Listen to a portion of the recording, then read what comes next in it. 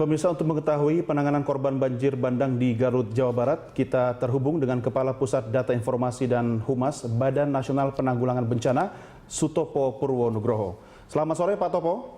Ya, selamat sore. Pak Topo, bagaimana dengan informasi terkini terkait dengan upaya evakuasi dan pencarian warga korban banjir bandang? Ya, saya sampaikan pertama tentang update korban meninggal. Jadi sudah ditemukan 20 orang meninggal, 9 laki-laki, 11 perempuan. Kemudian 14 orang hilang, di mana 8 laki-laki, 6 perempuan.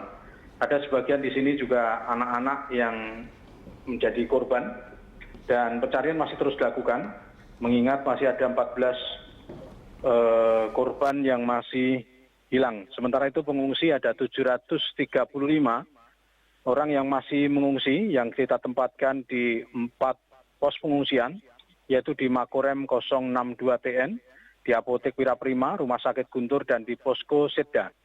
Dan tentu dalam hal ini pencarian masih terus dilakukan. Fokus utama adalah pencarian dan penyelamatan korban, kemudian juga penanganan terhadap para pengungsi serta perbaikan-perbaikan darurat. Dan Bupati Garut telah menyatakan masa tanggap darurat 7 hari ke depan. Namun kalau kita melihat luas wilayah yang terdampak di 7 kecamatan ini, nampaknya nanti masa tanggap darurat akan diperpanjang sesuai dengan kebutuhan yang ada di lapangan. Jadi 7 kecamatan yang terdampak ini meliputi Kecamatan Bayongbong, Garut Kota, Banyuresmi, Tarogong Kaler, Tarogong Kidul, Karangpawitan, Samarang, dan lainnya. Memang kerusakan rumah masih dalam proses pendataan, mengingat cukup banyak rumah yang mengalami kerusakan, baik yang hanyut, rusak berat, rusak sedang maupun rusak ringan. Semuanya masih dalam proses pendataan. Ya, Pak Topo, saya ingin Anda memberikan gambaran terkait kondisi pasca terjadinya musibah, bagaimana dengan kondisi di lapangan sendiri terkait dengan wilayah atau kecamatan-kecamatan yang tadi Anda sampaikan, Pak Topo. Ya, kalau kita melihat setelah terjadinya banjir cukup surut, jadi kalau kita melihat banyak juga mobil-mobil yang bergelimpangan, yang terseret oleh banjir bandang, kemudian rumah-rumah yang terisi oleh material lumpur, material dari longsoran. Jadi ketika terjadi hujan lebat pada tadi malam, juga diikuti oleh longsor-longsor di beberapa perbukitan, sehingga material longsor tadi terbawa oleh banjir bandang. Itulah yang menyebabkan kerusakan beberapa tempat, termasuk rumah, jalan, infrastruktur jembatan, bangunan fasilitas umum seperti sekolah, rumah sakit, dan lainnya. Dan pada saat itu memang malam dalam kondisi hujan, bagaimana kita mengevakuasi sekitar 1.000 orang pada saat itu, dan masyarakat segera mengungsi, tetapi ada sebagian masyarakat yang tidak sempat melakukan evakuasi, mereka akhirnya menjadi korban, karena sebagian besar adalah hanyut akibat banjir bandang, ada juga yang tertimbun oleh material yang terbawa oleh banjir bandang. Jadi kondisinya seperti itu, dan tentu dalam hal ini itulah yang menyebabkan data terus bergerak mengenai jumlah korban, kemudian pengungsi juga sebagian ada yang pulang ke rumah karena banjir sudah surut, dan saat ini juga diperlukan beberapa kebutuhan mendesak, terutama adalah permakanan, air bersih, selimut, sandang, kemudian juga peralatan-peralatan untuk kebersihan lingkungan.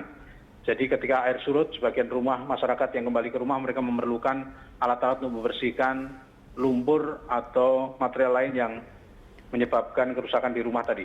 Sambil nanti kita hitung, sambil kita lakukan pendataan berapa kerugian, kerusakan, kemudian proses pemulihan ke depan. Termasuk dapur umum mungkin dibutuhkan, Pak Topo, bagaimana? Ya, dapur umum sudah didirikan.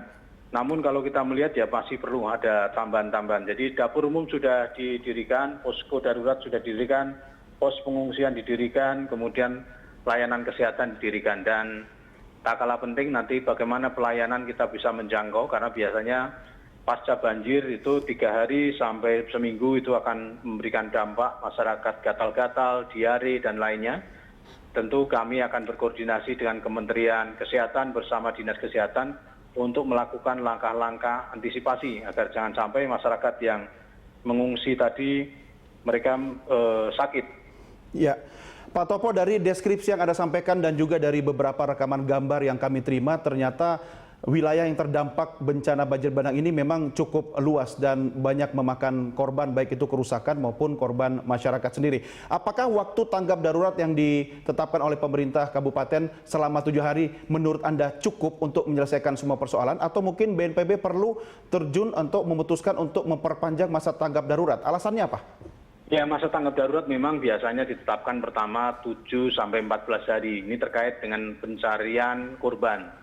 Karena adanya korban yang hilang, biasanya periode waktu pencarian rata-rata adalah sekitar 7 hari. Sehingga itulah ditetapkan pertama 7 hari. Ini hanya masalah administrasi saja. Nanti pada saat hari ke-7 atau hari ke-6, biasanya kita akan melakukan rapat koordinasi. Apakah diperpanjang ataukah tidak.